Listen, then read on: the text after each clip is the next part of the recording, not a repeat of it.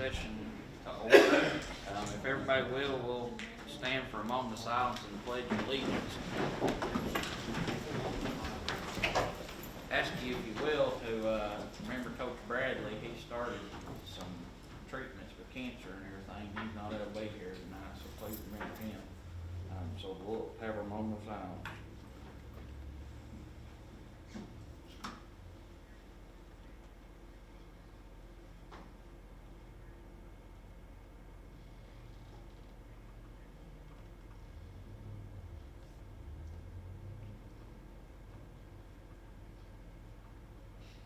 Thank you for that.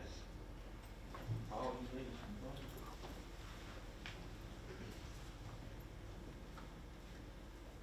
Pledge salute. I pledge Allegiance to the flag of the United States of America and to the republic for which it stands, one nation, under God, indivisible, with liberty and justice for all. Thank you all for that.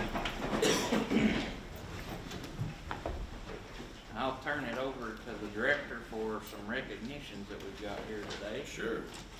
Mr. Day, you want to come up? Yes, sir. Bring your guest with you.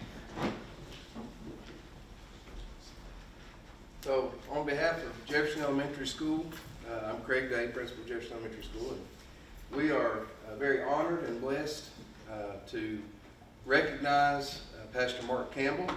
He is representing Faith Baptist Church. We've had a partnership with Jefferson Elementary for about probably 7-8 years now. I think so. And so we are just very grateful for them and for all that they've meant to our school. They have provided things like backpacks full of school supplies. They have provided snacks at field days, free for all the kids to have. They have provided Chick-fil-A for the teachers as we begin the school year, so that's always nice before Mr. A gets up to talk. They have a little chicken in their mouth, so they're enjoying that.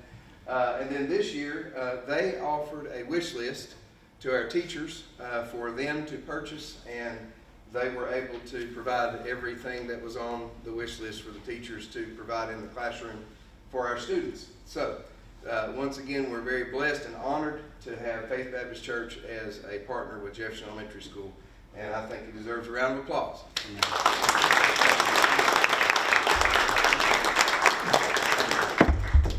Here, we get a picture right here, Miss Walker. Yeah, I know.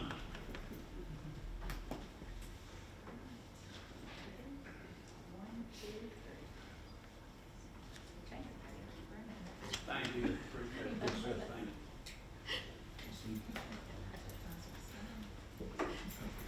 you. Thank you, Mr. Chairman. Appreciate that. Let's see, now we're on public input. So public input for the work session, 3 minutes per person, any item related to Jefferson County Schools.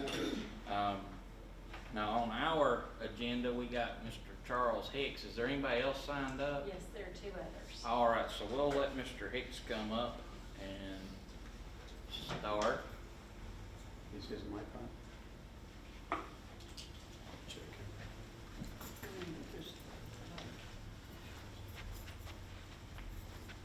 We just check if the mic was on. Yeah.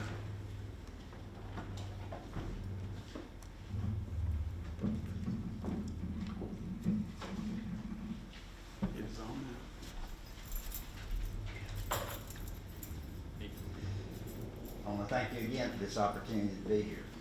And we're so grateful that you let me have my 3 minutes. Well, you gave me 4 last time I was here, and I thank you for that.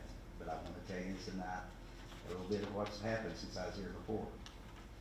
I've had quite a few doors shut on me, but I've had a lot of doors open for me. And I am here to tell you that there's not a doubt in my mind that all the nights that I've been laying awake and twisting and turning, going different ways, wanting to know why is this happening to me.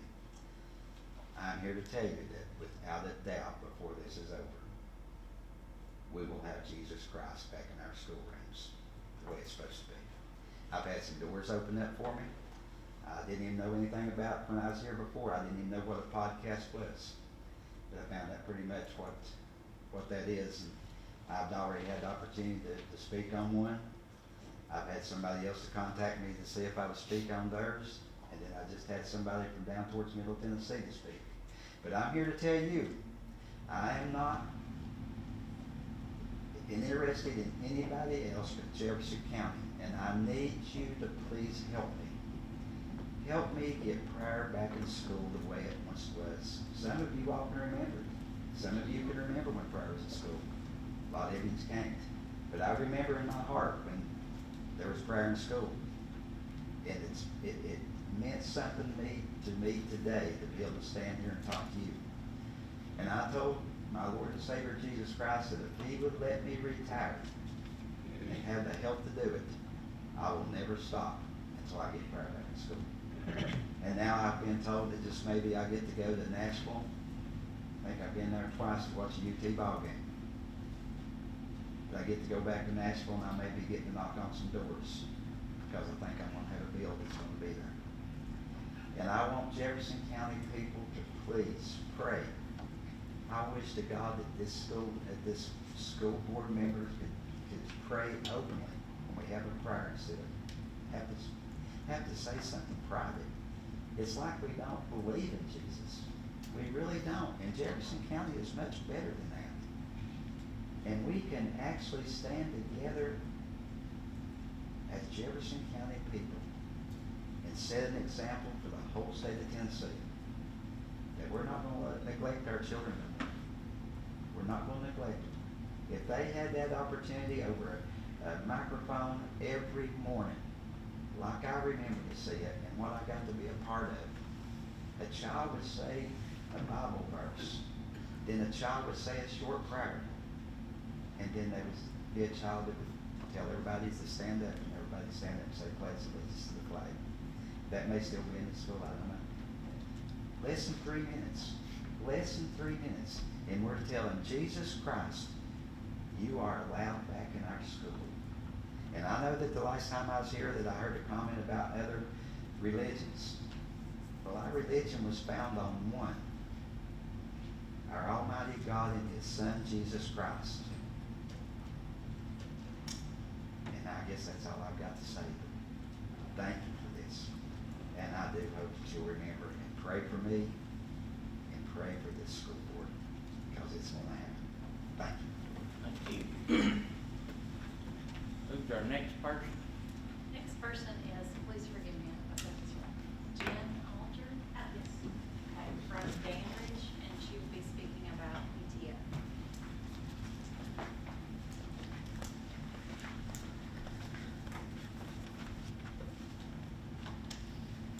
I was about to say, do I wait till the timer starts? Go ahead, we'll start with. My name is Jen Alger. I am the PTO president over at Murray Middle School. And I'm here tonight to talk to you about online platforms for fundraisers and payments. This was recently shut down, and so I did a little bit of research. And according to the Model Financial Policy for School Support Organizations, it does allow for PTOs to utilize online platforms such as PayPal. Now, when I read this last year, I actually did a little bit more research to see what would benefit a nonprofit organization such as PTO. And there is an online platform called Zephy. Zephy is strictly for nonprofits. We keep 100% of our proceeds. We can set up fundraisers, we can set up events, we can set up online registrations for anything that we have going on with our schools. And the only way that Zephy earns any sort of funds is through tips. So what I had read was, as long as there was some form of a receipt for whatever is being purchased and a way to track it, that online platform could be utilized. So I actually made copies. I can pass them around if you like to take a copy for yourselves. It shows the money was directly deposited into the PTO bank account. It shows when a purchase was made through the account, and it also gives a receipt for whatever was purchased that was set up through Zephy. So I wanted to understand what in what capacity does PTO have to utilize an online platform to raise money for fundraisers, again, to support our teachers and our staffs? And last year, this platform was utilized, and it was a huge success for us. Now recently, again, it was shut down, so I'm just trying to understand and get a better feel for why it was shut down and give us that option back. So we have that, that ability to use online payments for anything that we have going on. And that's all I want to talk about. Thank you.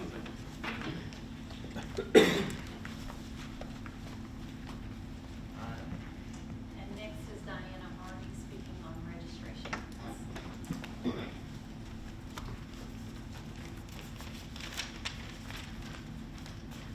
Hello. Welcome back, school board. I want to take a moment and thank each of you for your time and service to our students and staff. I know firsthand the sacrifices that are made to be in your position, and I appreciate and respect each of you. Something happened during the registration process, not just this year, but over the last few years that needs to be addressed. The issue was that the links provided during the registration process do not work. You know, the ones parents have to agree to.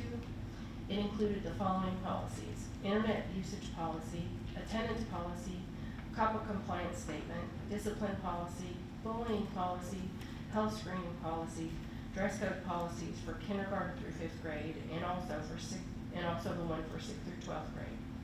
To each of these links, I got a logged out / session expired notice.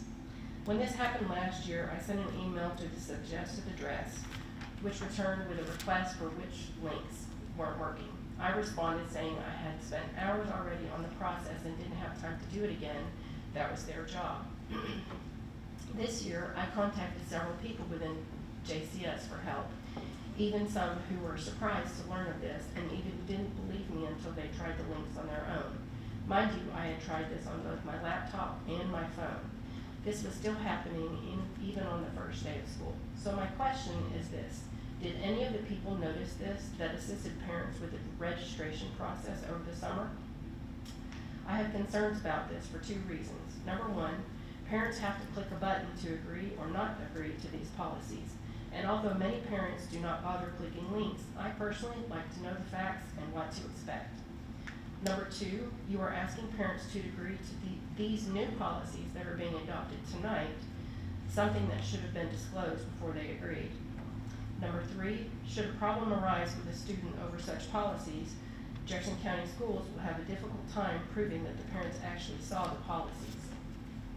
In addition to these, there was a spot to agree to the student handbook on the registration process, which no one ever sees until school begins, and only if the parent thinks to ask their child to see it.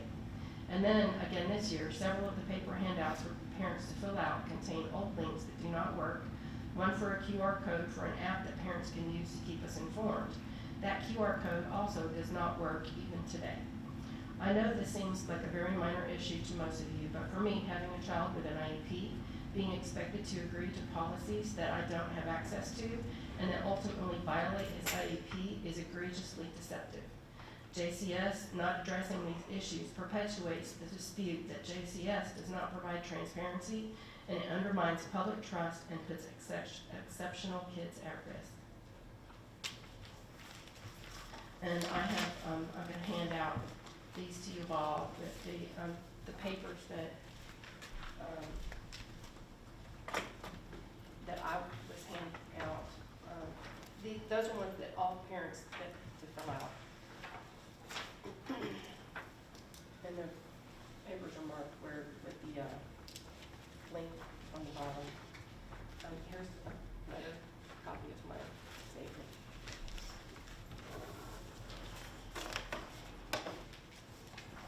Thank you.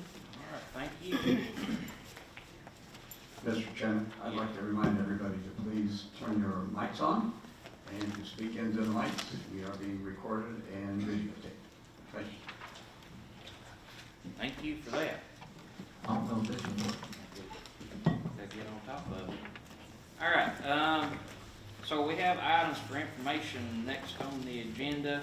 You can see that this was included in your work session packet. Monthly financial report will begin in September.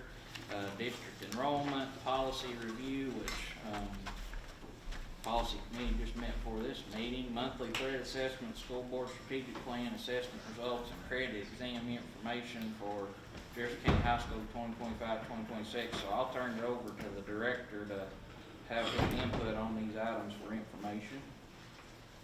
Thank you. So down through here, we've got district enrollment is listed. It's a few higher than what it shows. Currently, we're just a few higher, but that's fluctuating from day to day. We're about 45 students down from where we were this time last year. So that's where that stands on the enrollment process. And then strategic board plan, we're not going to do any items for information there, but Trevor's going to discuss that whenever we get to director's input. Number 7, one thing I wanted to add there, that's some items for information on the credit exam information. So that was a sheet of paper or so that was excluded from our previous meeting that should have been in there. So that has been added just to bring to the record there. All right. And then Miss Elder's here, but she's going to share the financial report, would begin. Will you have anything for next meeting, September? No? I can, if they want it. We'll see. But- We haven't closed our books yet Right. completely, so we have till the end of this week. And it takes it, especially, we're still trying to spend some from last year. So, thank you. All right, well, and that brings us down to the director's input on the upcoming business session agenda items, so let him run to that too. Before I get too much on the agenda items, I'm gonna let Trevor, you ready, Trevor? Trevor's gonna come down and just give us some, where we're at on what we can update so far on the 5-year plan versus our assessment information. It's not all out yet, but we wanna kinda we've given you some information, and I think, Trevor, you got a packet for him. Should be on the desk. Here he comes. He said 45 minutes? No. 4 to 5. 4 to 5, sorry, Yeah. just making sure. 45. Yeah. Bill just gets up and walks It'll out. take you to it, won't you? Yeah, he will. So you do have a packet in front of you. I put it in a small folder there. If you would like access to this, and it's not, so we can get this emailed to you. Now you can't keep up with me half the time. So as we run through this, when we met to build our strategic plan, we chose several academic indicators to look at over a 5-year period. And we chose those about in the middle of the year, so we were ambitious. Doug wanted to pick goals that were reasonable, but also ambitious in its making. So in your packet, what I've given you is the first page that's there will look like, slide to the back of this. Never fails, it's clicker in this room. Somebody, Carrie, will you go up and run my laptop for me? More bodies you in the room than there actually is. Apologize for that. There we go. That's where I want to be, and then we'll slide back. In the front of your packet, you have our trends over the last 7 to 8 years. And I feel like that captures for you a pretty good understanding of where we have came from, pre-COVID, coming out of COVID. And what I would draw your attention to is at the bottom of the chart where it says 24-25. Those are the percentages of students in each grade level who reached proficiency as defined by the Department of Education on last year's TCAP assessments. We will talk about the term proficiency in just a second, but what I do want you to know is that is has a thorough understanding and ability to apply grade level standards. Right below proficiency is a term known as approaching, and that means they have a partial understanding of the grade level standards. So it's really important to draw a difference between being proficient on the test as a third grader means you have full grasp of the standards. Scoring approaching on the third grade test means you can read. You may not be able to read to the full depth and breadth of the standards, but you still have an ability to interact with and access those grade level standards. So what you'll see is, as a quick overview, anywhere where you see that yellowish color represents the highest score that we've achieved as a district since 17-18. And this is all the same test. That's why 17-18 is the starting point for that. So you can see the journey from 29.6% in third grade to 45.6% on last year's assessment. If you'll pay special attention to the 38.6 to 45.6, that's 1 year's time, and that's about math in public, about a 7-point gain year over year. That's a huge accomplishment. Like I said, for us, it's not 100%, it's not 75%, but it's a 7% gain in 1 year's time, and that puts us about 4 percentage points over the state average, like I said, for us in 1 year's time. And you can see out to the very end, representing grades 3 through 8, you see that last year 40.4% of our students as a district were scoring proficient on the end of the year test, and that is our highest achieved score over the last 6 to 7 years. You will see a very similar story for us. I pulled out the high school assessments. You can kind of see the same trend here. They go to 9th grade, take Algebra 1. You can kind of see the 27.1 that's represented there. And then what I would draw your attention to is across the board, out of all 6 tested subjects in high school, I would draw your attention to English 1, where over 50% of our students are proficient on the state test, and in English 2, where it's 55.8%. That English 2 test is the final language arts test given by the state of Tennessee to our students. So 55.8% of students scoring proficient on that assessment. Hold up, go back. Did you get that? That's okay. You got it. If you want a picture, you got it. Back up if you need it. It's okay. All Oh, right. it's there? Thanks, sorry. Thank you. We'll go backwards slowly. Maybe you'll want to get the computer confused. All right, so when we started the process last year, the number one way that we said we would measure the instructional core, that is instruction and teaching in Jefferson County Schools for grades K through 8, we said we would use iReady, and we would be looking at students who scored on grade level. So we set a 5-year target of 75%, and we worked our way from where we were at 58.2% to 75% over those 5 years. What I will say is last year our goal for 24-25 was 61.4. We did miss that goal. But what I did for you below that was I tried to break out in places where we showed improvement or regression.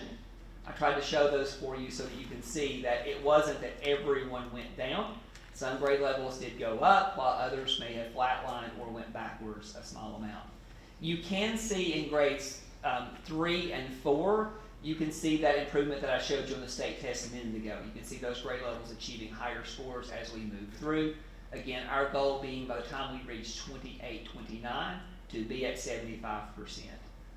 We have done some work in grades K 1 and 2, and you can also see in those grade levels that higher percent of students being on grade level.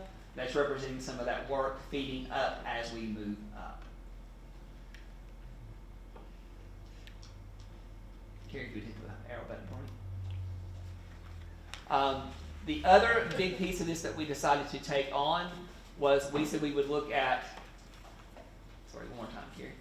We said we would look at chronic absenteeism, and if Doug recalls, we spent about an hour and a half or more talking about chronic absenteeism, and we went around and around and around the table.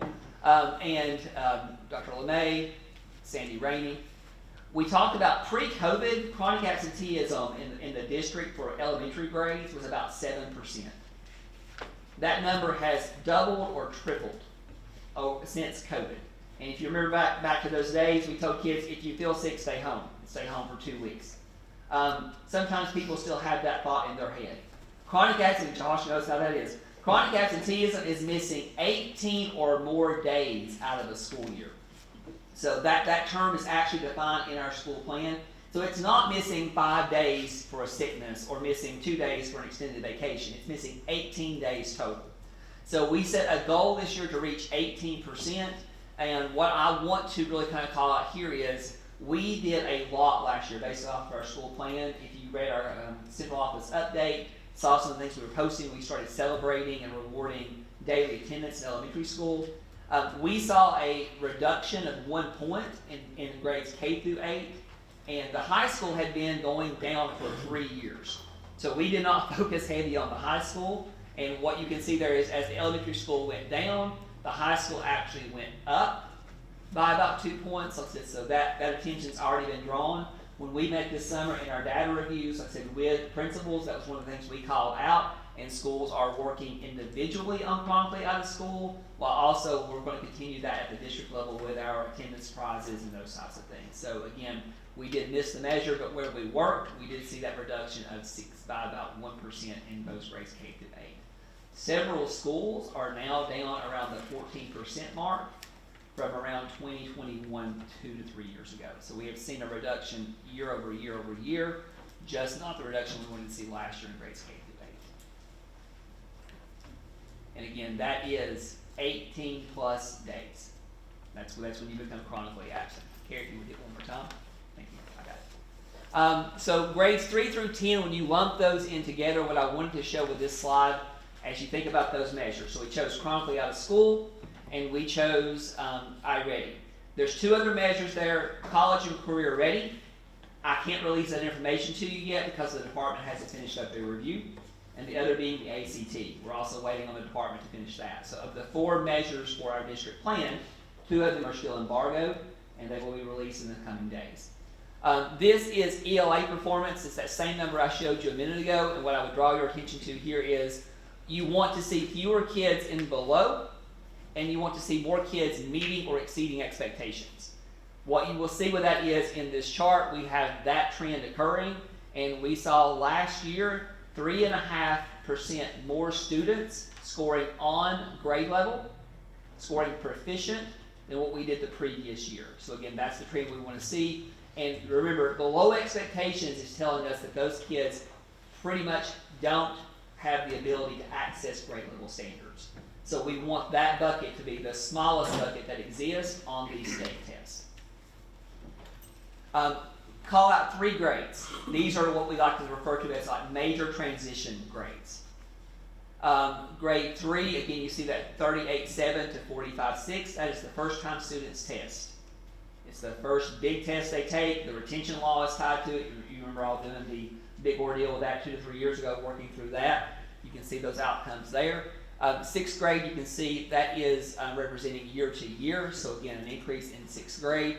And then 9th grade, that's where you see the largest increase there from 43.8 to 52.3. So again, that is 9th graders in this district. I'll show you a state trend in just a second. Here, if you would. So math, kind of the same thing. And again, I'm giving you the bird's eye view. You can see again what we're after is a reduction in the below category, and we're looking for increases in met expectations and exceeded expectations. We had roughly a 1.5% increase last year in math proficiency, with major increases in grades 3, 4, and 5. Like I said, year end over year end. Same thing here for you. That view of those major transition levels. Grade 3 from 41.1 to 47.3. 6th grade 26.1 to 35.5. And then 9th grade Algebra 1 called it out this summer, and we've been working on it since June. We saw a reduction in proficiency in Algebra 1, and we are doing some work in that area to improve that. Algebra 1 is currently the lowest proficiency rate across the state as they continue to work through that process. Carrie, if you would. Here, the slide that I would like to show you is, again, there are 4 levels with our state test. Below, approaching meets and exceeds. And the words that I've highlighted there for you, a met expectation is a thorough ability to apply the standards. Thorough is a big word. They have the ability to do that on any type of grade level standard. If you go look at an 8th grade ELA test, a thorough ability to apply that standard is saying something. Like, it is a difficult test. It is a lot of inferencing and a lot of drawing main ideas. I mean, it's a tough test to take. It is grade level standards. We are moving students to a higher rate of proficiency on those. But what I would also call out is an approaching expectations level is a partial ability. So they're still able to work with the standards. They just have not got to a place where it is a thorough application.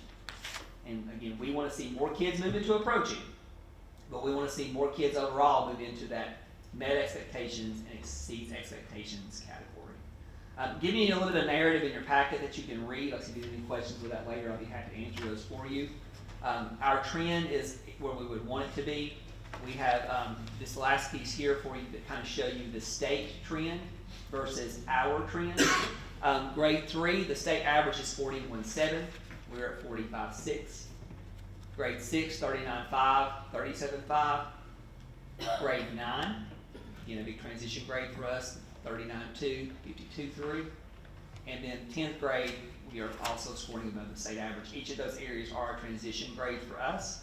And I kind of want to point out that I did not cherry pick the data. I gave you the same consistent data points, and if I would want to cherry pick data, it would not have been 6th grade.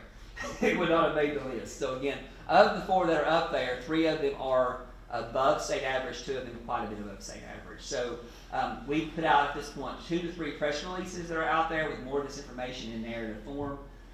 TVOS, which is a growth measure, will be released later this week, so you can look for that press release to come from Dr. Arnold before we send it out.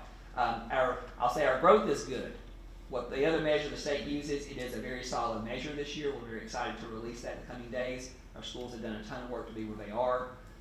If you look since COVID, and again, Josh has a perspective of working as a teacher in a different district, we were able to stand at the beginning of the year and roughly two-thirds of our tested subjects scored above state average. We were able to celebrate those scores with our teachers. So that concludes my brief presentation. If you have any questions I can answer before I take my seat. Yes, sir. Just on that last chart that you had there, I see grade 9 and grade 10. I see we went up, I guess that the ELA proficiency went up about 3.5%, but I see the big jump in the state goes actually like 15.1%. Why do you think there was such a big jump in the state? And not that ours is bad, we only jumped 3.1%. You're talking from year to year? Yeah, from the grade 9 to the grade 10. I just noticed a big jump in the overall state. That 54.3 is fairly consistent for the state. English 2 has a lower cut score, so like it is easier to demonstrate proficiency on the 10th grade test. Us being at above the state average is one of the first times we've ever been there. So our English 9 is usually really strong, and then we kind of stall on the English 10. But it is a cut score issue there. So really the state's overall, and I know that to get that 39 average, some exceed that way above it, some exceed below it. Yeah. I was just kind of wondering why the state's overall was such a big difference. Think about 33 questions to get right, an example, not concrete quote. 33 questions to be right on the 9th grade test, 30 questions to be right on the 10th grade test. So that's kind of what explains the big jump that's there. Okay. And that's typically what we see across the state. I was just kind of curious, that's all. Good question. My only other question is on the chronic absenteeism. 18 days. I mean, I don't think I missed 18 days my whole entire school career. Is this common? It is. That seems like a lot. Doug got a crash course in it. It is a national and international issue at this point, and it has been so since COVID. So if you read educational literature, every district, every state, every country right now is grappling with how to get students to leave the mindset of if you've got a cold, stay home. If you've got a suspected cold, stay home. So it's been 3 years worth of work trying to get our numbers down, and it is, we're trying to do a lot of public service announcements because it is, you're right, 18 days is a lot. It wasn't like that before COVID though, overall. It was 7% for us, like I said, as a district in elementary grades, pre-COVID. Thank you. Anyone else? Yes, sir. I have a little bit more background with this because I sat in endless meetings, coming up with this.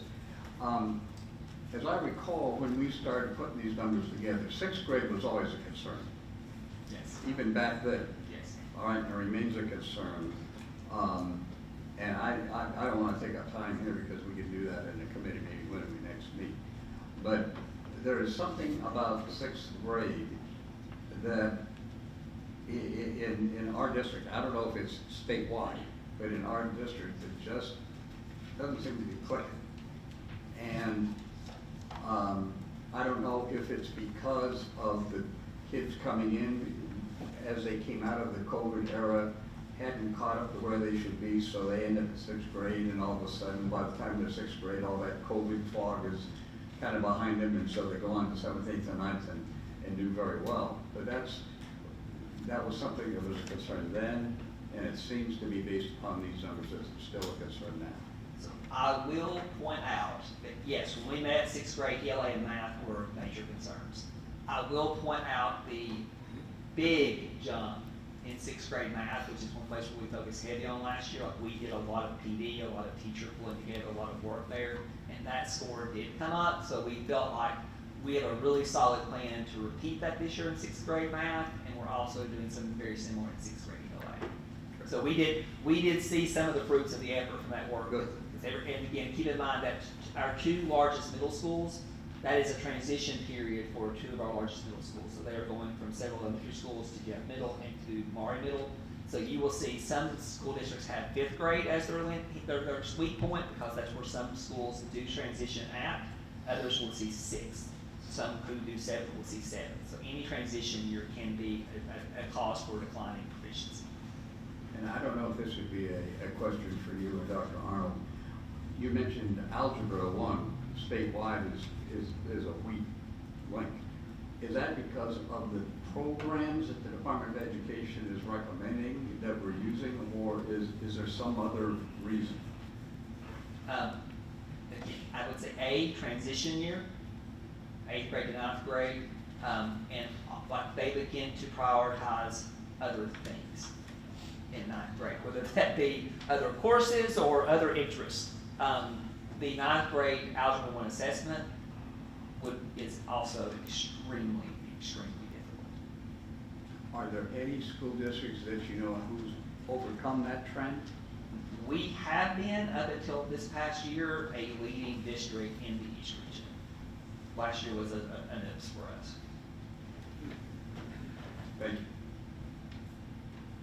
Anything else?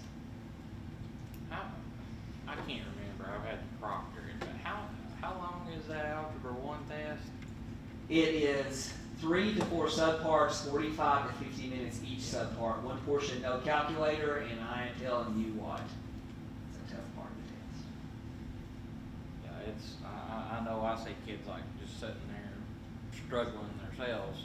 I wasn't good at algebra myself either, so I can only imagine what it is these days. But those tests being, pretty much an hour long for 3 or 4 days.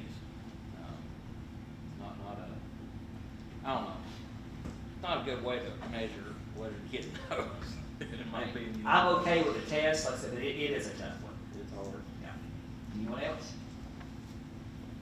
All right, thanks so much. Thank you. Thank you. All right, I wanted to talk a little bit about Talbot Elementary School project. So we have, sent you an email, we have bought that property that joins Talbot Elementary School. That has worked out very good in order for us to save more space. Talbot's tight as far as the amount of space the kids have for the playground. So that property, we're going to use it as a construction entrance. So we're not going to have to move down and take property for a construction entrance. We're probably not going to have to move that piece of playground that's located up there on the corner. So, they sent us a diagram of the fencing, today. So just prior, I don't know what time today they sent that, it was late. So I didn't print that off, but I'll forward that to you, just so you have a reference that shows the construction entrance and the fencing they're gonna put in to secure the laydown area. We are taking, right now they land Lifestar in that area that we're building and taking as a laydown area. So we've talked to the school, we've talked to 911 about additional options. Of course, they don't land on gravel, but we've since paved that area over there for a parking lot. So they're looking at that area to be able to use during the day, and anytime school's not in session, to be able to land. They're looking for alternative options also during this construction phase time frame. Are we gonna be able to complete a road around the school? So that is in the plan, to be able to have a secondary access Go all the way around the school? around the school into the, where the construction entrance is, where that comes into Miss Hill's property that we purchased. Is that property on the White Pine Road? Yes, sir. It's right there where the I know where it's at. light blinks. It's where that oak tree is. There. Some big ones. We'll saw that down next week. We ain't. We will. That's out of our league. So, yeah, that is going, we're starting to see some movement. So skilled services will, be coming in with some fencing. We'll probably start taking down some of that property line border of fencing and trees. So you'll start seeing some stuff over the next few weeks there. Any questions on Talbot? Yes, Do we have like a projected timeline of when we may be starting it? define starting. Actual doing work to build the addition, the foundation, stuff like that?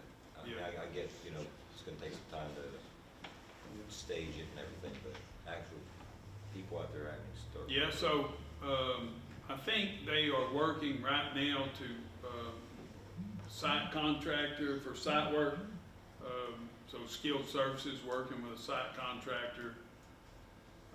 They'll come in, and there's some trees right there that, behind the school, that have to be taken out. So you'll see those trees removed. There's a maple that's right, I don't know, 15, 20 feet from a tree, from the building.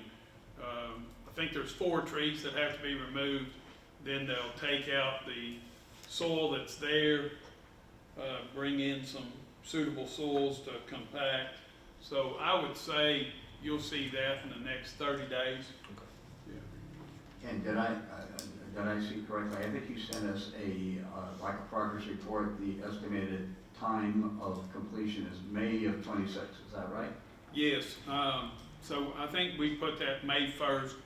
So initially, we had a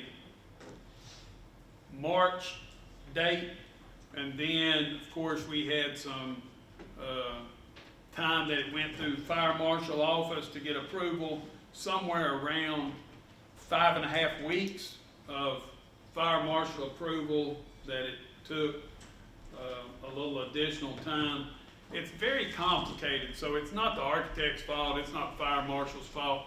So basically, they're communicating by diagrams, emails, so they're not sitting at a table. It'd be like all of us being at our homes typing emails of what we mean and drawing pictures and trying to get our point across. So people interpret different. Once they all got on the same page, the fire marshal put their stamp of approval on it and passed it on, but it took a little time. So we extended skilled services to match that start time to what they agreed to. Thanks.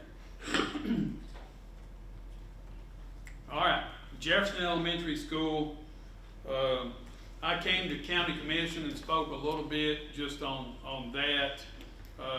You know, there's been a lot of people, anticipate that whenever county commission passed the funds that we were going to begin, and, you know, that's just not the way it works. Nor, you know, could we abate this summer and remove all materials and still have school. So it's a process, you know. It's going from the time the board approved it, county commission approved it, we hired a architect, we hired a construction manager. You're looking at 3 years to be able to get the plan in place, bid it out, and then 2 years of construction, kind of like at Piedmont. So it's a process. Right now we're in the schematic design phase. So the next thing, and I'll update you along the way of schematic design, but you all will get a schematic design put in front of you. Mr. Blankenship will come, he'll give presentations. Skanska will give cost estimates on that schematic design to make sure that we're somewhere in the budget of where we need to be so that we bid it out. It's not like way off and we got to regroup and redo a lot of stuff. So, you know, you're looking at least probably 3.5 months to get to schematic design, 4 months to be able to bring it to you for approval. And then once we get approval of schematic design, then we're moving forward. So that'll tell us what we're going to do, how we're going to do it, and to what extent. And then they'll do design development, contract documents, construction documents, bid documents. And then once we get those bid documents, we'll place it out to bid. As long as it's under budget, we're moving forward just like that TAL, and going forward with that. Mr. Chairman, I understand that our building manager came in substantially under budget. Is that not correct? $200,000-ish, $180,000 under budget. That's substantial. Yeah, that's good. I guarantee you something's gonna come in above budget. Oh, sure. So that's one thing that, you know, I remember at Piedmont, something would come in, I'd be like, yes, and the next day they hit a septic tank underground. It's amazing what it costs to get rid of a septic tank underground that has to be disposed of by EPA standards. So, yeah, you win some, you lose some. Hopefully we'll win more than we lose, and keep moving in those directions. There's so many unknowns. You know, there's like a cavern underneath that school that is a confined space. Nobody's been in it. Somehow we're going to have to get something to go in there, and either somebody with a confined space certification. We're going to get a robot. And, you know, we got to go under there and find out what's going on. So, but there's just a lot of unknowns once you start digging in and figuring out exactly what has to happen. But you know, the good thing is we have some space at that school, so it's not every class is not as jam-packed as Piedmont was, so we'll have a little more space to work with. And then also we have some classrooms that were built in 2000, 9 of those that are hazard-free of asbestos and lead paint, those kind of things. So that's a good thing also, to have that space. You know, I've sent some information to the teachers, shared it with Mr. Day went to his boys' football game. So, but I shared some information with Mr. Day. He shared it with teachers, just where we're at. but there's hadn't been that much to share here lately. Right. Once we get some stuff, I'll set up kind of a town hall meeting, share with, similar to whenever we went to Newmarket at that time, and, you know, whatever the public wants to know, we'll give any information we have. I know there's a lot of concern. You know, I always have concern anytime we're in a project. At Piedmont, you know, individual, a contractor got, you know, ran over, severely hurt. That's nothing in our control, but it's, you know, on our grounds, and that individual later, months later, passed away from his injuries. But you know, you never want anybody to get hurt or anything on any job site, especially a school. So we'll take every precaution that we possibly can to ensure safety. Will be our first priority. So we've already let that be known, and we'll go from there. Yes, sir. I think this was, I'm gonna say back October, November, December, somewhere in there, when Mr. Blankenship kind of presented us with a kind of a timeline of when things could start, how kind of the process of the whole thing. Mm-hmm. And I know it's quite a delay of approving things and getting it going. Could we get an adjusted kind of timeline of that? And, but knowing it's just, you know, not set in stone, but. yes, and we'll have that at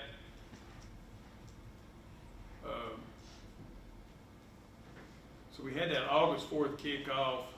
He's looking at getting that to you all, so we have requested that. So he's going to get us to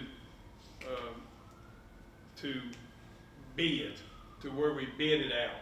So then we won't have anything as far as a start estimate yet, but he's going to get us to where we bid it out to hire a contractor to move that project forward, because then, based on when that is, and based on who the contractor is, start dates vary. So you may have a $20 million bid that says they can start in 100 days. You may have a $24 million bid that says they can start tomorrow.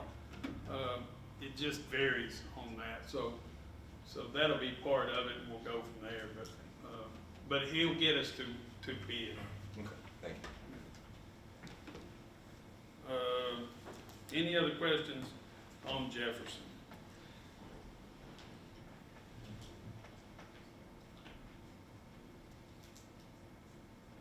On the next one, Director of Schools Performance Evaluation Instrument. So that is included in your packet. It's what we used last year. I have that on the business agenda for approval. You have time to look at it. If you wanted to push it off till October, September, October, you can. That's up to you all. We would need to approve it by October, because then I would need that approved so that I can prepare my stuff for you, have meetings with you if you so choose. And then in December, it would be in front of the board. You would turn it in, it would go to TSBA and on in that direction. But I've put that, so each of you have done that at least one time, where you mark it up. If there's something that you want modified or changed, then I believe that would go in front of the board for approval. If you want to change anything in there. Any questions on that?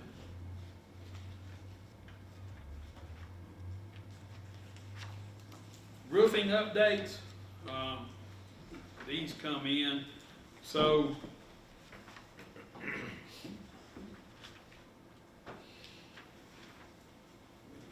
pull this up so I don't. So based on what Mount Horeb, Maury, and Mount Horeb and Maury are 100% completed. Rush Strong still has a few units that need some flashing. They had to adjust some height on some HVAC units. They need flashing, and all metal components are installed there at Rush Strong, but there's still a few things that need to be, just a very few, but there are some issues there where they have to adjust those flashings on those units. If you remember, we put all those units in new, so we really want to ensure that everything's to spec. So the roofers have suggested that a few of those get raised and re-flashed just to be in compliance with standards and ensure we don't have issues. So, and then Jeff Middles, right now about 75% complete. All demolition of the old roof has been removed. So we were able to get that around back for the start of school. The crew's working on the installation of the cap sheet and all metal components, including new gutters and downspouts. They're looking at about 3 weeks, pending weather, at Jefferson to complete that. So the good thing is they've pretty much completed Rush Strong, completed Maury, completed Mount Horeb. So they got a lot of people moved into that Jefferson job now, and 3 weeks is what they're planning on.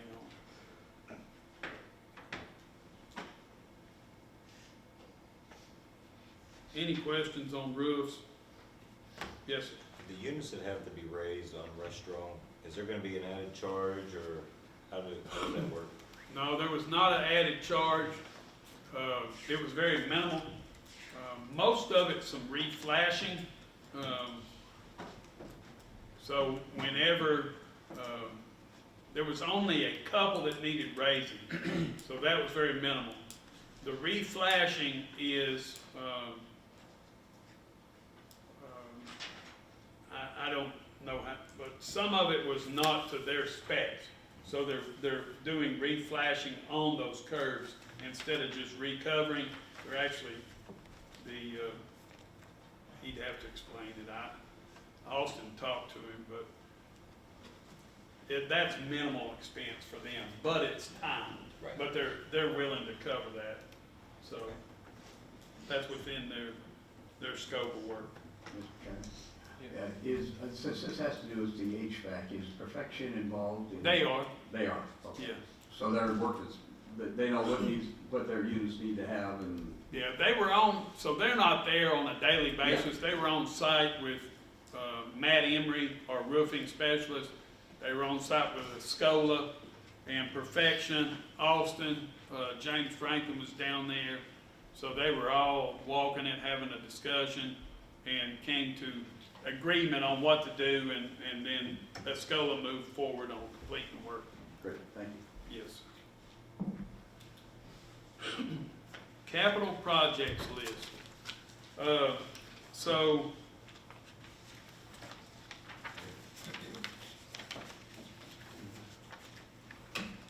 I made some copies. I'm not sure where they're at. So we are modifying based on what's in here. So what is in your packet, I will send you an updated version of that. Okay. So I took capital projects and included $640,000 of capital projects. And we have $640,000, but finance gets particular. So we have $400,000 of 141 money. And then we have $240,000 of 177 capital projects that came from wheel tax addition that we get money for this year. So what you're going to see is, in the updated version, you're going to see $400,000, these same projects pretty much, $400,000 that is spent out of 141. And then you're going to see capital projects in the 177 account that is bleacher replacement and awning at Rush Strong. That's more, not the bleacher repair, it's more capital stuff coming in, being built, constructed, in the 177 account. So, yes, sir. You say we had more money available in their fund that has not been spent? So, Do we have more money than 640? no, we have 640,000. We don't It's have just any extra? not in the budget, no, no, not in the budget. So, of course, if something comes up, we have fund balance, and then, you know, sometime in the near future, We did have a fund balance. Jesse will be talking, we still have right at $2 million, unassigned fund balance, so, and then she'll speak, I think we'll have at least $1,000 to roll from last year. That's a sure.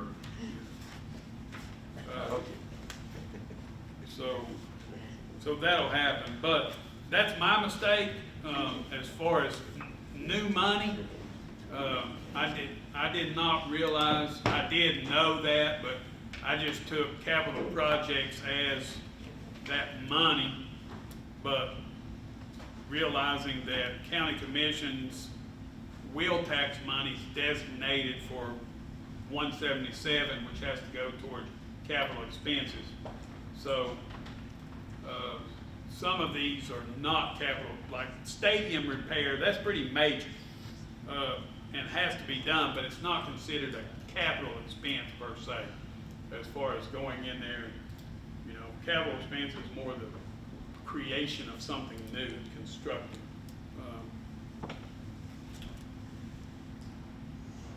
Any questions on that? Yes, sir, that's fine, good. I went down and looked at one of the capital things is, it's a smaller one, tennis court seal and crack repair. Yes. I went down there and looked, I've got some pictures here just in case, there's kind of two cracks. There's a crack that if you stood a quarter on its side, it could probably fit down into it, that's about how wide it is. Yes. And then there are like hairline cracks, you know. This first one is what I call the quarter crack, the second one is the hairline crack, in case those of you haven't seen it. Now, most of those cracks seem to be on the first two courts. It looks like there was some settling going on, or I don't know, whatever.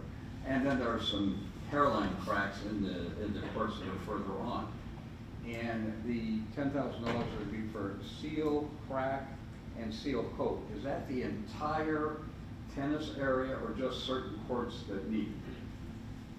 Just, so what we'd be looking at right now is, and I may even remove that from this project and just pay for that out of general maintenance funds based on what it comes in at, but we would be, just like your driveway or anything, it will get filled, tarred, and then repainted in that area. So we're not talking about doing the whole tennis area? That is correct. But right now, we're not talking about doing the whole tennis area. Okay. We're talking about protecting those cracks from freezing, thawing, water infiltration to be able to take care of that. Yeah, and I'm all for that, and like we said, you know, you take care of things when they're small and they don't get big. I just wanted, I didn't know if some of you who weren't right close to the high school had seen that, and I didn't know. I didn't think $10,000 would take care of that whole tennis area. Right. For resurfacing. Yeah. I just wanted to ask a question. My second comment is, has anybody seen the bleachers at Maury? If I could, Mr. Chairman, could I ask the lady from the PTO to come up? She has been very, very focused on this. She can kind of explain what the bleachers at Maury, what they need, and kind of what the dangers are. I know you weren't prepared for this. I was not, that's okay.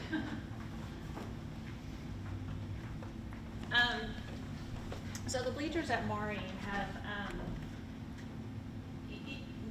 if you can, just for those who have not been, which I'm assuming the majority of you guys have been at Maury and have seen our bleachers,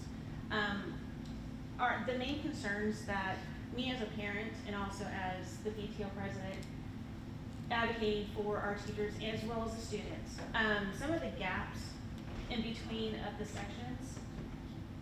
When we have parents or kids or whomever, and say someone goes and slips, there's enough of a gap in between of those sections to where their foot or even their knee, I mean, they could fall through those cracks and you've got a major problem, and you're calling 911 and it can turn into a larger problem. So this has actually been something that's been on my limelight for the last year. It was brought to my attention last year when I was voted on as president. I'm still focusing on it, as opposed to trying to raise money strictly for the bleachers. It's now just school improvements as it was previously suggested. So, part of the reason why, well, aside from the online platform that I spoke about earlier, I wanted to kind of listen to what the plans were to try to get those bleachers replaced for our students and our staff. So that way it eliminates the safety concerns for anyone who is there visiting, any of our students that are on those bleachers. And again, I was just curious to see what the plan was. Thank you. Thank you. And I spoke to I know Ms. Wynn talked about having, we need some more space. I said, well, actually, you'll probably have less space, less seating than you have right now. Just whenever, you have ADA compliance, railing, a lot of things that go into new bleachers and safety. And so whenever you put wheelchair accessibility, whenever you put railings in, it removes seating possibilities also. I'm trying to remember, at Maury, don't they have all the bleachers just on one side? That's correct. The other side's like a stage or something? Yeah. Okay. I've been there, I've played there. Yeah. I just couldn't look out. Okay. Yeah, we actually had that in a few years back, whenever Dr. Johnston was here, we had a leak in the boiler system over Thanksgiving that damaged the floor. We had an insurance claim, insurance paid. There was some additional money remaining, but insurance made us give that money back. So we were looking at doing the bleachers in 2021, I believe it was, 2022, 2021, and but we had to give the money back, so we couldn't do that, put money towards it. And then there was just some things that took precedent over it at the time, so it didn't happen. But we're looking to make it happen now.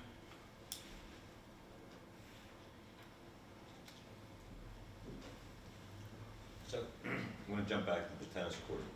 I was actually down there Friday when the game was. I stopped by to actually notice the crack you were talking. It's a pretty significant crack. I think it was in the first, might have been the second. I think the first one, there were some minor cracks. Is that something we're planning on doing before winter, trying to get those addressed? We would like to, yes. Before the possible weather? We would like to. So, I was kind of looking through the budget stuff and all that. I don't see anything in there that how does the tennis court, the tennis team, how do they get funded? How do they fund projects? Football, basketball, so it's like cross country and track and soccer, and students pay, fundraise and do things like that, but really and truly it's self-funded, but as far as like transportation, we give the school money for transportation. Obviously the tennis team doesn't make enough money to, pay for the facility and pay for the lights, and so that tennis court is what is considered a community court. It's open, so Danny and Bill can go over at 11 o'clock tonight and turn the lights on and play a game of tennis. So it's open to the public. But, so, like I know when they have tennis matches, so I was kind of looking into this, and I don't think this is a board policy thing. I think this probably comes more from the association maybe, like they can't charge, I was looking to see if there was any kind of admission fees to that, but you know, I mean, There's certain sports we don't charge for. It's the same way at colleges too. It becomes more expensive for us to charge admission to have people there and to count money and all that stuff than it, you know, if we have 42 people come to the tennis match and we have to pay somebody to sit up there for 3 hours and pay them overtime, it's more expensive for us to charge than it is just to have a free event. So there's certain things we don't charge for. I don't think we don't charge for golf, we don't charge for swimming, we don't charge for track, cross country. So we charge for track, I think, some things, so track, baseball, soccer, but some things we do not charge for. so when I was over there, like I noticed one of the nets have a hole in it. You know, on top of, I'm sure they have to buy their own tennis ball. And I don't know if you've ever guys have had to buy tennis balls, they're not cheap, on top of their regular stuff. I'm just trying to figure out, like, how much fundraising do they need to do to take care of that stuff? If they're not getting anything in, obviously for, you know, admission. And what separates the fact that they're probably 40 yards or less from the football field, yet I don't think I would be able to go up and play a pickup game of football on our high school stadium, would I? Does it make sense what I'm saying?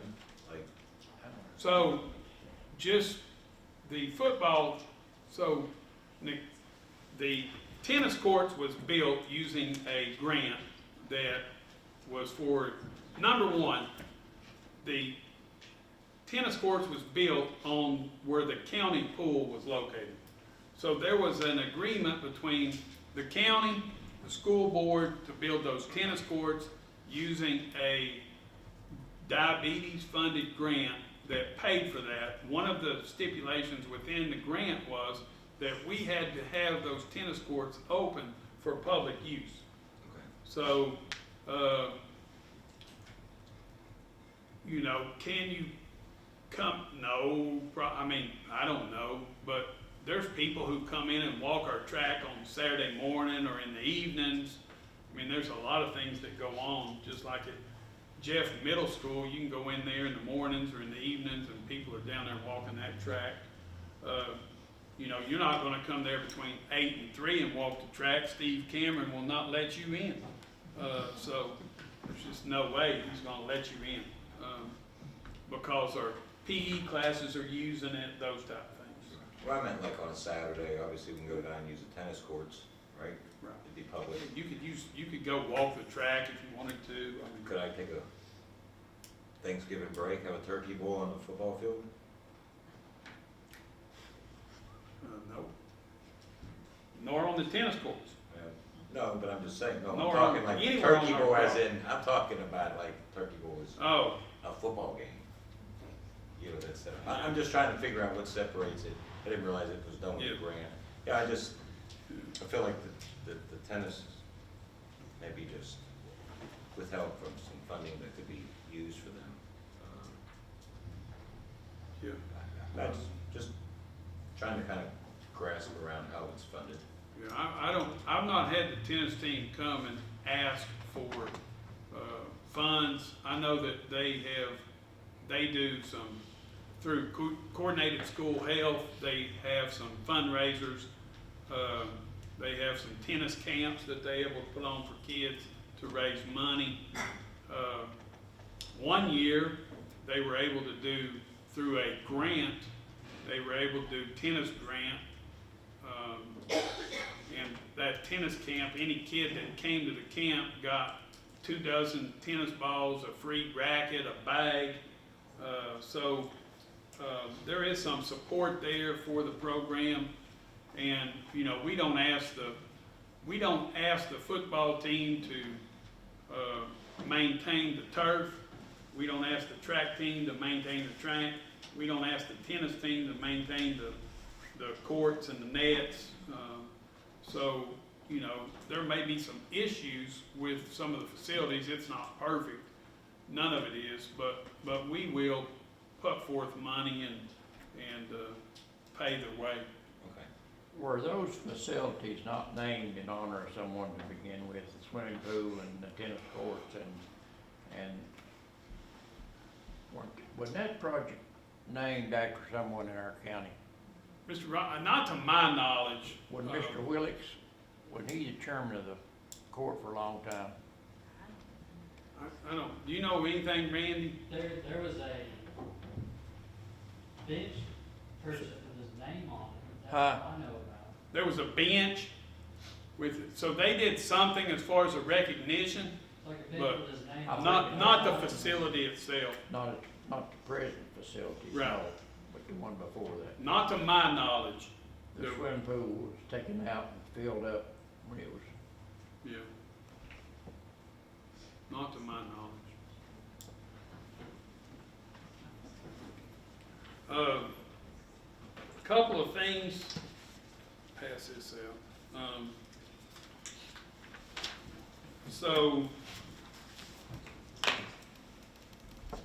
I told you, sometimes you win some, sometimes you lose some. So we are currently, this was the bid that came in on these, the ag building that we're looking at behind Jefferson County High School that the board appropriated initially $200,000 for. We spent some funds in getting some drawings, different things in there. One thing, whenever you build an ag barn, you're putting kids in it, there's different regulations. So some of this is enclosed, climate controlled, water, electricity.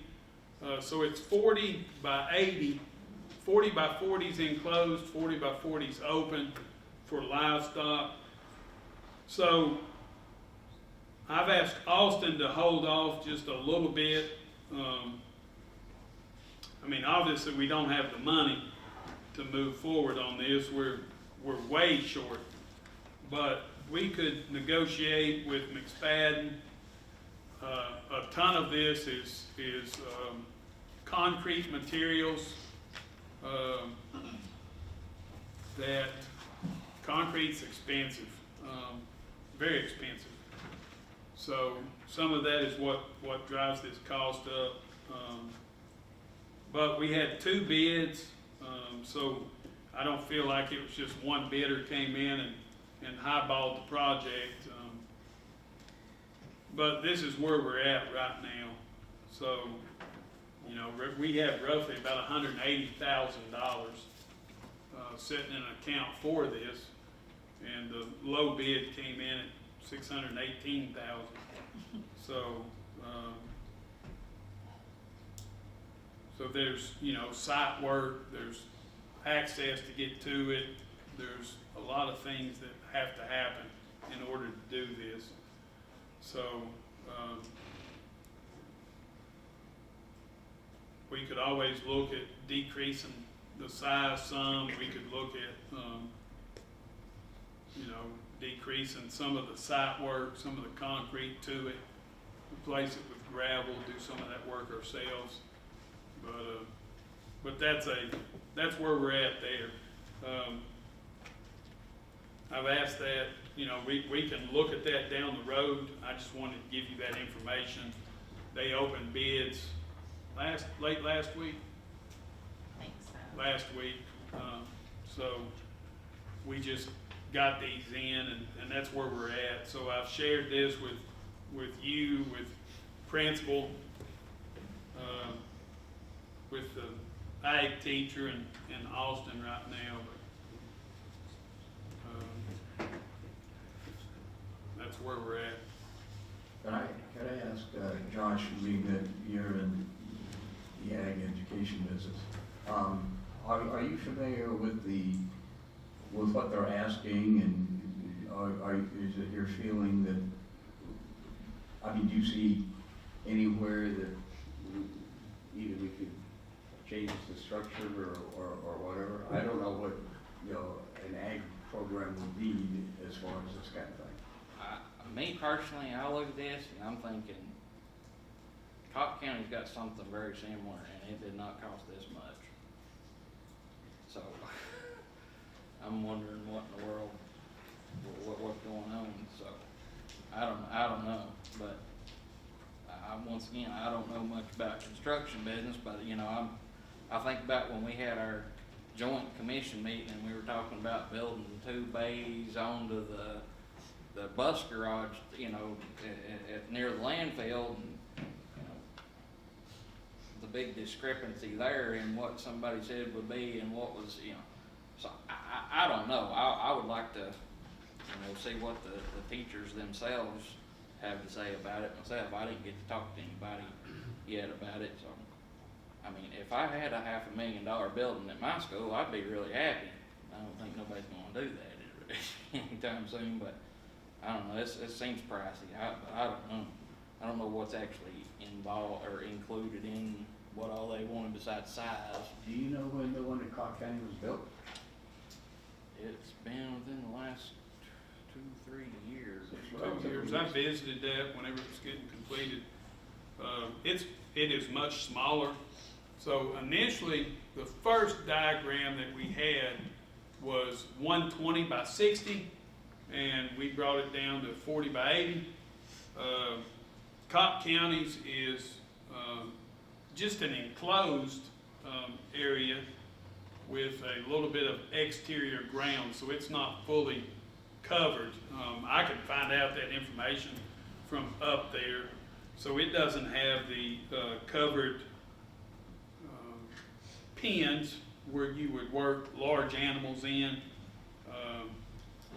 as much as this. It's probably, I would imagine it's probably 40 by 40 maybe, or 30 by 50 tops, I would say. So a lot less square footage. And it was built on a site where basically you just drive up to it already, kind of on the end of a CTE building, already had the asphalt, everything to it. But yeah, I'll be happy. I'm sure they'll share that information with us. We visited that site, I believe whenever Austin first started working. Missy can get that, she'll work to get that information from them. Did you go? Missy, yeah, we went, yeah. So, of course, Granger County, they built a much larger scale beef production that was funded by they were in partnership with a farmer over there, and they rotate through, 5 pens of 50 head in a pen and feeder lot and sell them out. So it's a major production over there. It was a lot more expensive than this. So, and this goes way back. I mean, like I said, initially it was Dr. Johnston was here and did some design work with somebody, and then I picked it up as I came in and started moving forward. So we cut down from what the initial size was, because I knew there was no way we could afford that initial building. But I just wanted to bring that to your attention so you would know that we're not moving forward on that project yet, but we'll continue to gather information. We'll grab some stuff from Cobb County, look at what they did, and they'll share those costs, and we'll go from there. Thank you. Good. So this sounds like it's no less than 4 years in the making, maybe longer? Probably it was during COVID, It was like 2021, I think he originally made that motion to move funds. yeah. I don't know, 2020, something Wow. like that. Why was, I mean, if it was, did we ever bid back then? We didn't have When it was enough first money brought to up? even bid at that point. I don't believe, there was it was kinda like the culinary project. Initially, there was a discussion about it and some diagrams of it, and then there was there was some talk of grants. He was trying to get a grant, Yeah. so he originally put some funding up, cause you had to have like a match. So we put the matching portion, which was like 15% or something, which didn't come anywhere near anything, and we didn't get the grant. And we didn't get the grant. So that's whenever I came in, there was no grant available. So then, I think initially, whenever Dr. Johnson was here, he was looking at below the softball field. Well, that site, they said, was gonna be very heavy on site work costs. So then we looked at alternative site. We reduced the size of the building and talked with Adam Martin. We also had the culinary project that we needed funds on, so we took the money from the ag building, put it towards the culinary project, moved that forward because that greatly impacted the instruction, whereas this project was not impacting instruction of students and what they were able to get certified in.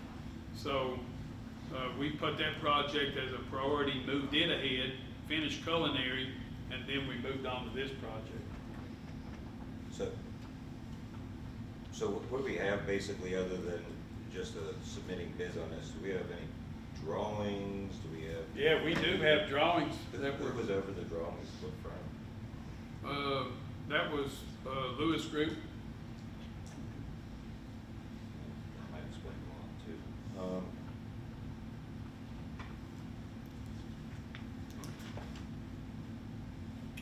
And we've reduced the size. We're still 4.5 times over the budget. Yeah, so that budget, remember, like Jesse and I was talking, that initial budget was set at a 20% cost to go with a grant by the board that we did not get. Did we submit for the grant? Yes, we did. And then, since COVID has went away, that money has went away within some of those federal grants, so that grant's no longer out there. 2021 into 2022 was the last time that grant was available, so it's not been available since.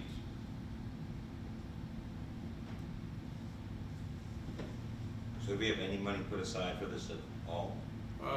There's currently about $180,000 that is available for this. But, yeah, just remember that $200,000 was set initially as a 20% match for the total cost of the project. So it was never intended that that would cover the whole project. Have we had anybody look into any new grants, let's say from the state, that may be available to offset some of this cost? Like the Department of Agriculture or something? That's who we initially had the grant it was a competitive grant. They gave out a few of them, and we just did not make the grant in there. So I've not seen any other grants that are available for this project that they were doing. And that was, when did we submit and get turned down? I believe that was 2021, 2022. So about 5 years, 4 or 5 years ago. So there, I'm just wondering if something since then has come around that maybe we haven't looked at. Yeah. I don't know. Yeah, I don't know either. I'll have to ask some questions. Yeah, I know there was a conversation with a group, you know, these grants were out there hot and heavy whenever we moved on this project, but that sense has gone away. So there was a lot of money available, you know, during that time period. Do you recall how much money we paid to Lewis already for any of this? $18,000. What has that gotten us so far? The drawings and the bidding. Yeah. Can we get those in the, can I get a copy of the drawings? Sure. Yeah. Maybe we can send it.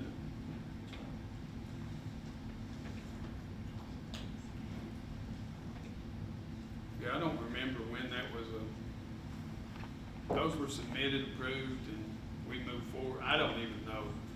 I've lost track of, I mean, like I said, that's 4 or 5 years ago. So, that's where we're at. I hope every one goes faster than that. All right, well, that brings us to school commissioner items for discussion. Anything? Mr. Chairman, what do we need to do to proceed with the prayer at school? I'll ask Mr. Hicks since he's pursuing that. Well, the only thing I can say is that it's gotta start here. Come up here so we can hear you, please.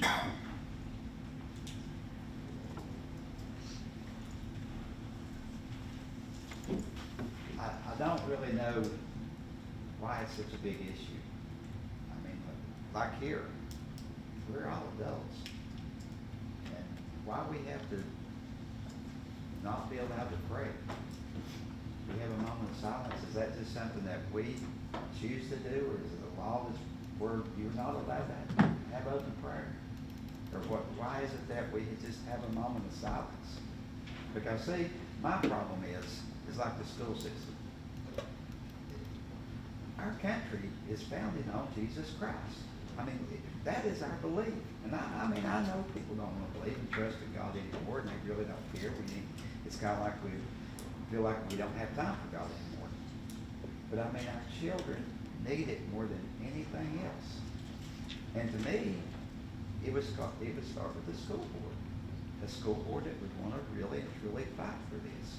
And the fact of the matter, the whole issue is, it's not that big of a deal. I mean, the only thing it would be ask less than 3 minutes, and it would be child-led. And that way, Jesus is saying, you know what? You took me out of school, and I hear so many people our age, or my age, majority of them are a lot younger than me, but I hear so many say our kids is not worth a crap. They don't want to work. They don't want to go outside and play anymore. The only thing they want to do is sit at home and play video games. Well, that's not our kids' fault. That's our fault. And they don't know a single thing anymore about what our country was founded on. But I mean, everything else we can have the ability to teach them, but not what we need in our schools. Did you say that, I mean, I thought I heard you say this, but something state-wise, I mean, is there any sort of pursuit of some sort of a bill or anything at the state level? Well, right now I cannot comment on that, but to a point, yes. There's been discussion. Yes, Okay. definitely. And you would not believe, and I'll tell you why, that people has let me know in a political figure that this is a very great time to do this. I would have never thought a thing in the world about it, fixing to be election year. And it's time to, I don't want to mention anything like a political, but if you've actually heard about how Trump has said that God has led him to be president of the United States because he's supposed to make a difference in this country, and that famous word he uses, make it great again, and it's got to come with faith. It's got to come with belief. And you know, you right here, and what I say about statewide, I'm talking about I want us to be the ones that lead this. And if it can happen in Jefferson County, that the people will come together. I want to go statewide, but I mean, I got automatically knocked down in Hamlin County to go speak to the school board for one reason. I am a citizen of the state of Tennessee, but I don't live in Hamlin County. And I mean, I understand that would make that to where I can't speak in Hamlin County School board like I can here because I'm not a resident there. But it seems like that there's always something to where we do not want to have that name Jesus mentioned. And I- Billy, you got another question? If we as a school board voted to have prayer in school, what procedure would Tommy have to do, or what would you have to do, Tommy, to? So I a know year, that you can have open prayer at football games. right. So a year ago, this came up. Mr. Bennett, board attorney, sent school law his recommendations of why, based on Sixth Circuit, that we cannot. You know, he mentioned that we are all adults here. We are not all adults here. So we have a group of students who are required to be here tonight. And that's part of the reason why we do not have, prayer in schools and prayer at school board, because you are an arm of the school. Whereas county commission, city governments are different than school board, and that's what sets us apart from, you can do it. But If- what would be the results? Well, there'll be groups that will, challenge you, just like Mr. Bennett in that email talked about Sixth Circuit, which we fall under in this area, is our jurisdiction has ruled that, it's not just in schools, but at school events, just like you don't see us, before football games, before basketball games, we don't lead in a prayer. So we do offer that time for students to reflect in their own way, and we don't lead a self-guided prayer that is. But Mr. Arnold, on that same thing, I can understand that, like any kind of event. But the only thing that I am wanting to add is, I'm not saying make it public where we go to a football game to watch a football game. We go to school to learn. The kids need to learn. And that's fully understandable. That's what this will make this country keep it going. Year after year after year is what we teach our kids. But by us just automatically saying, we're not gonna live Jesus Christ in our school, it's not nothing that you're gonna have to do.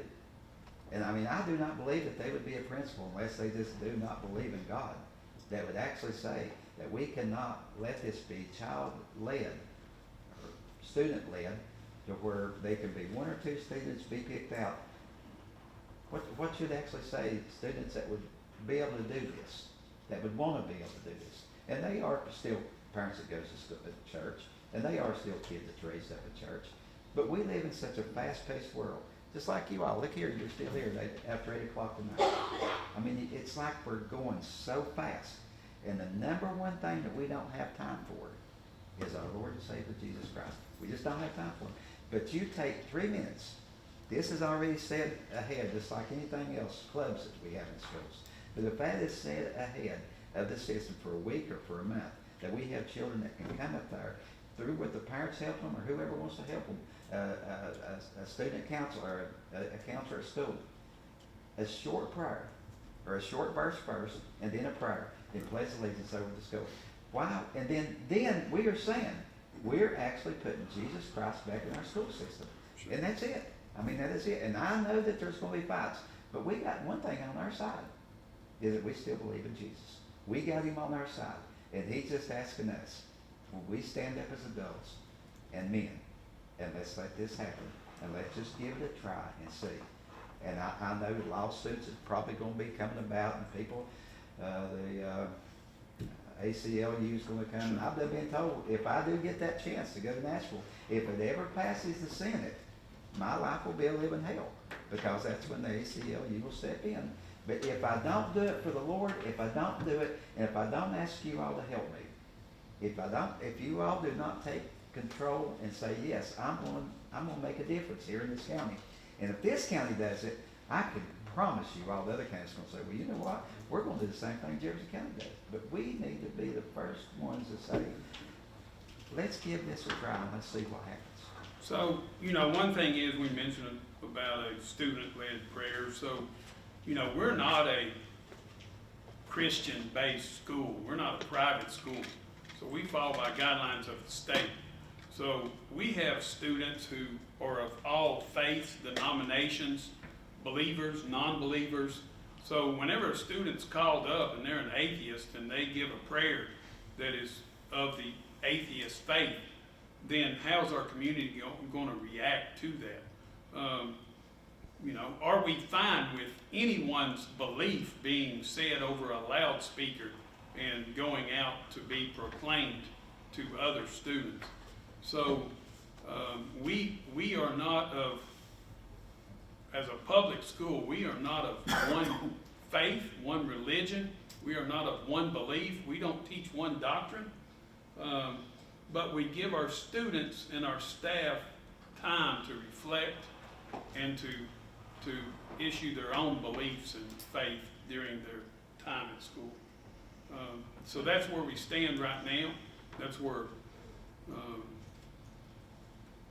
our attorney has given us the direction to be. So that's where we're at. The attorney, that's for sure, we can.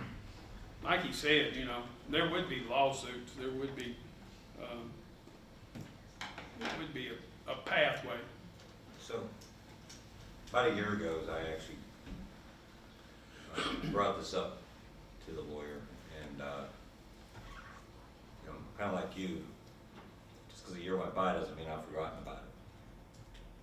That's kind of what spurred on these emails. I remember the one thing that he talked about was coercion of a student by saying a prayer. I kind of understand that. I looked into it further. There's a little big gray area on what is considered coercion of a student. Big enough that I'd be willing to push it again. And, when it comes to saying the word God in school,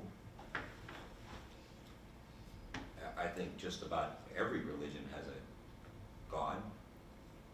And so when I get up and I would say a prayer and I say God, I know what God I'm talking to. But it might be a different God than what the Buddhist gets up to, or the Muslim, or whoever. And it doesn't mean that doesn't have to mean they can take the word God for however they want. And that's how I look at it. I'm a lot like you. One day I'm going to have to stand before my God and be on my knees. We're all going to, whether you want to believe that or not. And you're going to have to answer for everything you've ever done. And if that means we have to stand up there and say, I tried, I went to court, I got my butt beat up on Facebook, took phone calls, but I knew that I did what I tried to do. And I've got 3 years left on the school board, because I don't ever count it for sure thing again. But, I applaud Bill for kind of bringing this up too, but, I'd like to look back into it.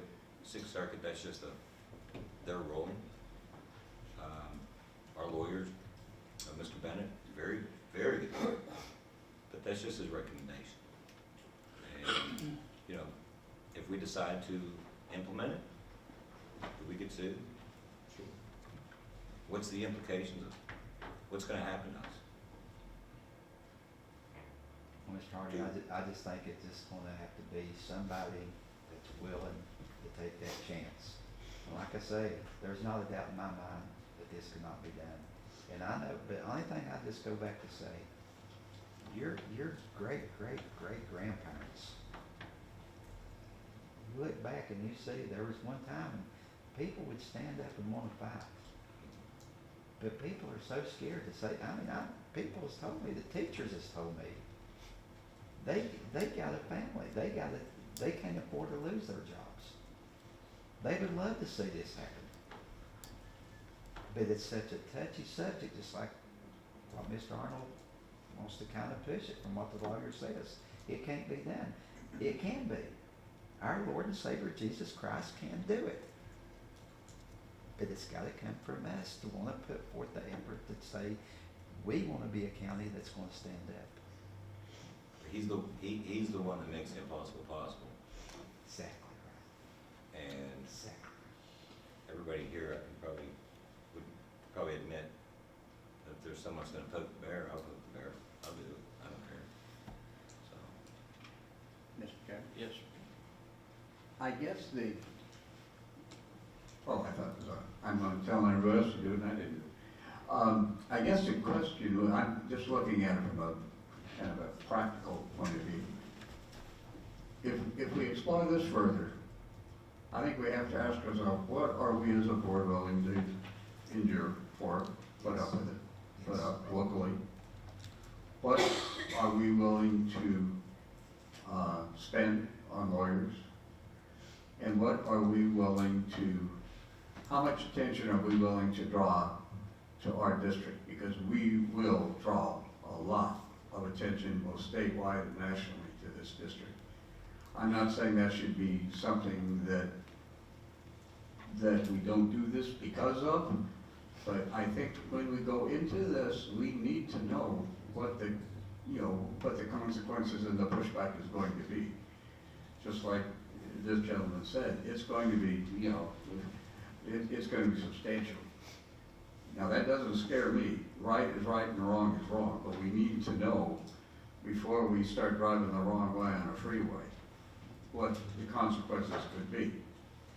And I'm not saying this is the wrong way, I just use that as an example. I mean, we are going to be dodging all kinds of stuff, I never want to overestimate the support that we'll get, but I don't want to underestimate the pushback we're going to get either. So, if we decide to go ahead with this, just understand it is going to be substantial pushback, and it's up to us to determine if it's worth it to do that. Well, there's not a doubt in my mind. If you only knew how many times that I lay in bed at night, and I can't sleep, and it's just like something eats at me.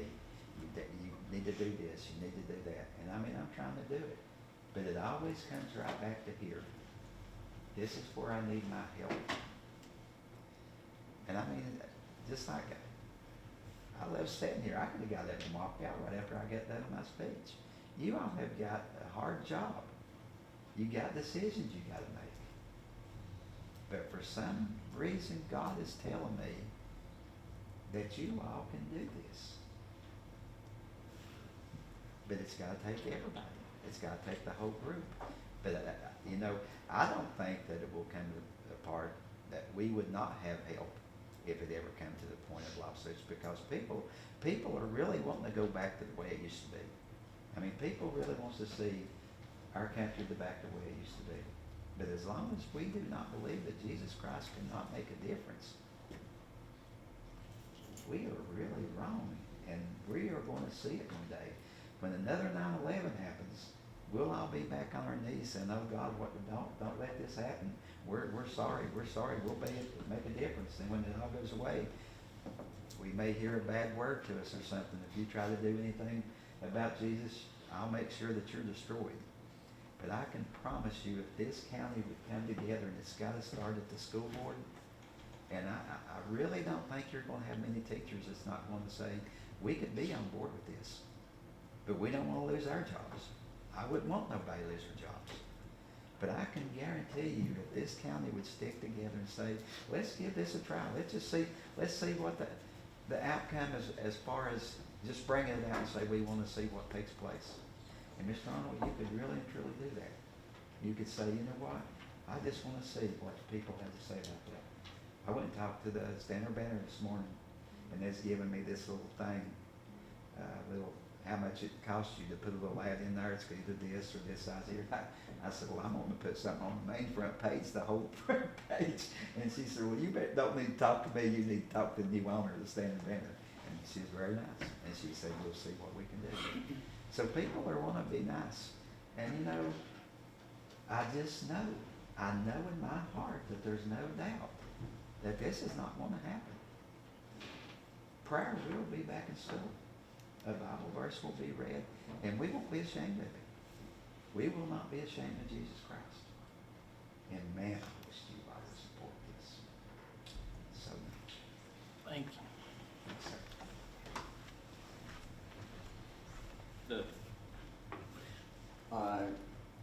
Just a question, Dr. Arnold, how is that pre-K childcare program going?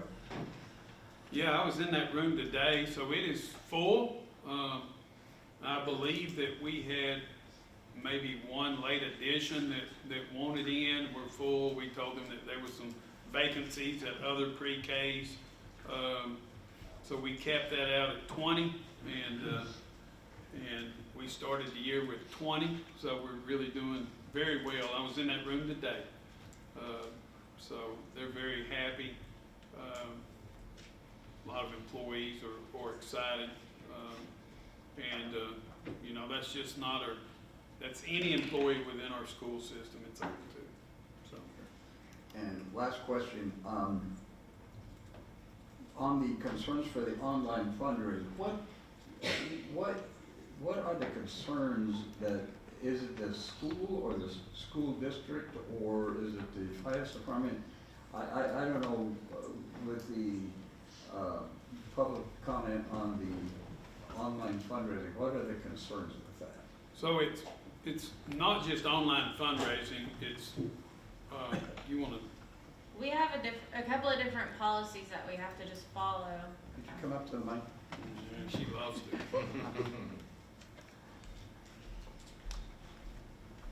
It's called Old Man with Hearing Aid.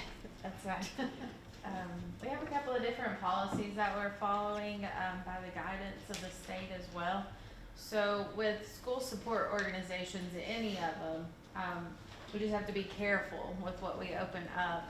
So the Zephy platform, I'm not 100% familiar with it, but the controls, I haven't really looked at it or anything. It opens up to more options for, we just have to be careful once we approve it. My understanding, it's at the discretion of the superintendent, and he does reach out to the finance department as well before making his decision. So, like I said, we have, I apologize, there's something in my eye right now. We have a revenue policy that we have to consider, and a fundraising, and a school support organization policy that we have to consider. So, it's really at the discretion, but once we open it up, I apologize, I'm up here crying. Yeah, there's a lot of things. I mean, you know, she mentioned one, so we have to be able to monitor all these, control all these. We have to get the same type of, so whenever we take in cash, or a check, we give a receipt. So whenever somebody pays with a credit card online, we have to be able to see that purchase, receipt that purchase. We have to be able to track that purchase. So there's a lot of things that go into play on this. We have to ensure of where that money's deposited. So we also have to be careful. We don't allow like teachers to collect funds through PayPal or Venmo or whatever the kids are using these days for money, because we have to receipt it. We have a receipt policy within our school system, and you have to submit those funds within 3 days of the receipt. But also, you have to consider if, let's say, I send Danny $700 on PayPal, well, that's going to show up on his taxes. He's going to have to show whether he sends it on to somebody else. That's going to show up that he brought in over $600 from an individual, so he'll have to report that as tax income. And I don't think Danny would want to show that as income, since that wasn't technically his income at that point. Mainly controls, you just have to be careful. School support organizations are fantastic, but it changes hands. So let's say one person sets it up, and then their student moves on to the high school, and they no longer want to be a part of the PTO, which makes sense, of the middle school. Then it's got to be set up again in the new PTO's president's name. So there's just a lot of unknowns on those.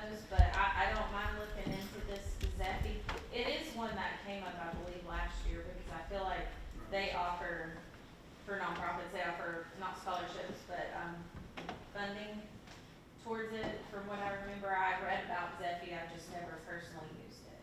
Well, I guess all I would ask is maybe we look into this, you know. And Yeah, I sent Ms. Gwen an email and she'll set up a meeting, we'll all get together and, you know, there's a lot of horror stories though, whenever PayPal and Venmo first come out. These people, coaches and stuff were saying, just Venmo me the money and I'll put it in. There's no And control. it never got put in, or then they collected $12,000 and they did it right, but then it hit their taxes. I mean, you know, there's all kinds of stuff. And I'm a very boring person, and I'll admit this, that I'm very boring. So I like to read the comptroller's website for fun.